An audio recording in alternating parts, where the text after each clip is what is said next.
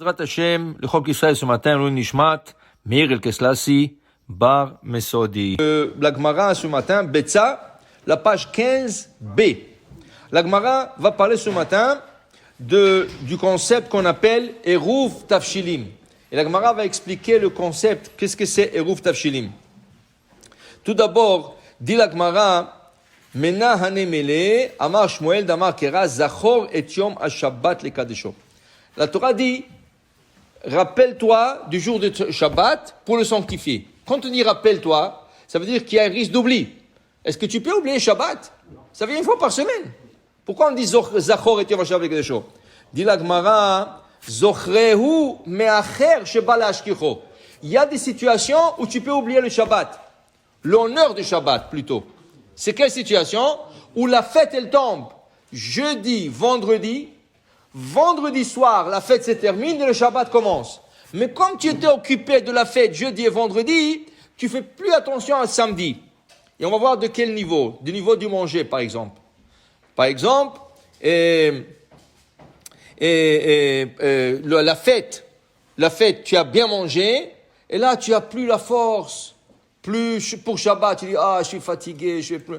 Alors, ça veut dire que tu oublies le Shabbat. Tu as mis l'accent sur la fête, jeudi, vendredi.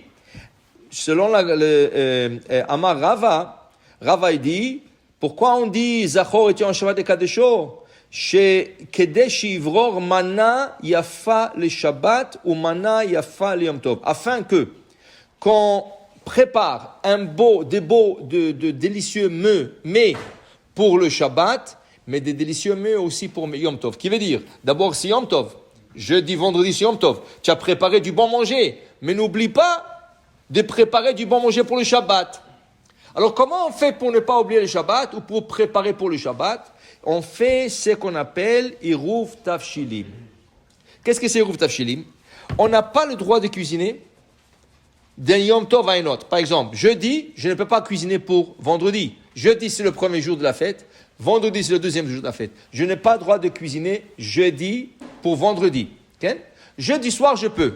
Pourquoi? Parce que jeudi soir, c'est déjà vendredi. Mais jeudi matin ou après-midi, je n'ai pas le droit de cuisiner pour vendredi.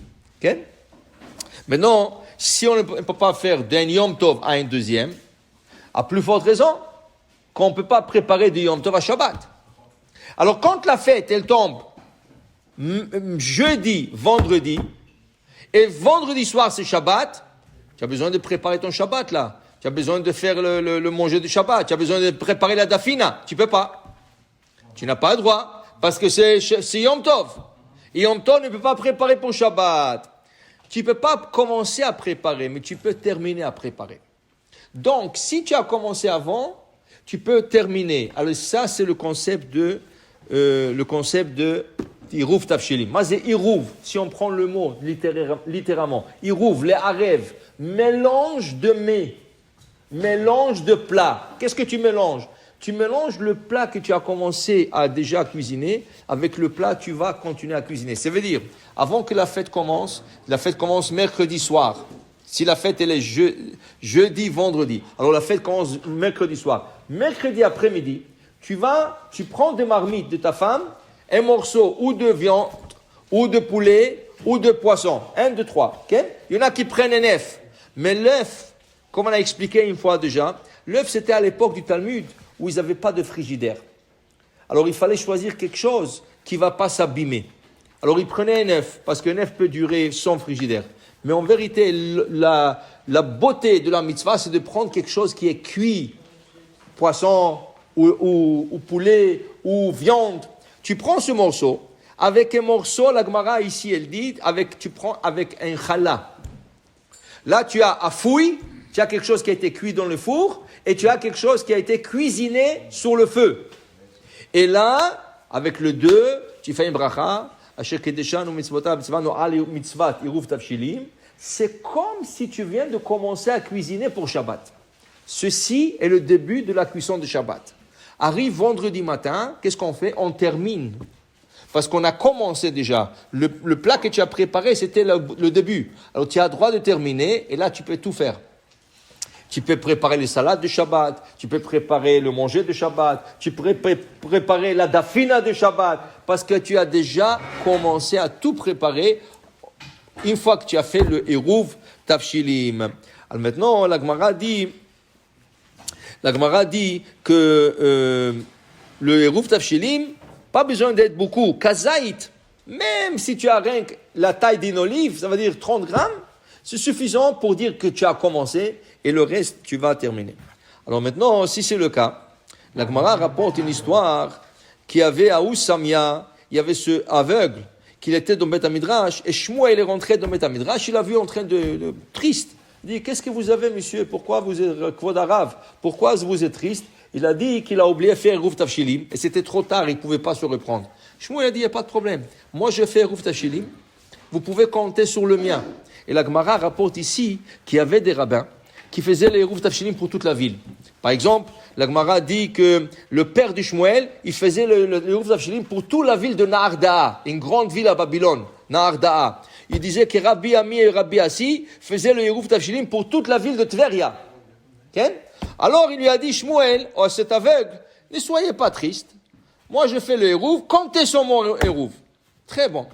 Dit la Gemara, l'année d'après, le même chose, Shmuel il rentre dans Beth Midrash, qui trouve l'aveugle. Il est triste encore. Il dit, qu'est-ce qu'il y a?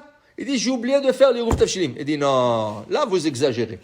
La première fois, je vous ai donné un compte, mais chaque fois vous allez compter sur le mien, qui veut dire que tu ne peux pas compter que le rabbin il fasse le Eruv et tu comptes sur le rabbin. Tu peux compter pour une fois dans le cas d'oubli. Si tu as oublié, tu peux compter le Eruv du rabbin. Mais à chaque fête, Pesach, Shavuot, Sukkot, quand ça tombe, c'est pas toujours qu'on a fait Eruv Tafshilim. Eruv Tafshilim, c'est seulement si la fête elle tombe jeudi, vendredi.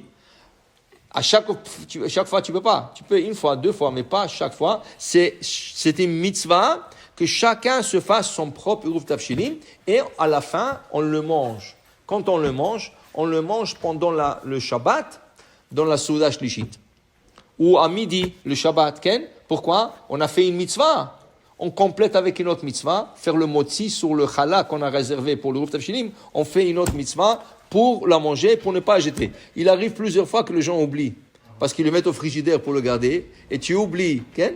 Si tu peux le manger, t'avoir alecha bracha. Mais l'essentiel, c'est qu'il y avait le Eruv. Baruch Adonai Le'olam. Amen. Amen.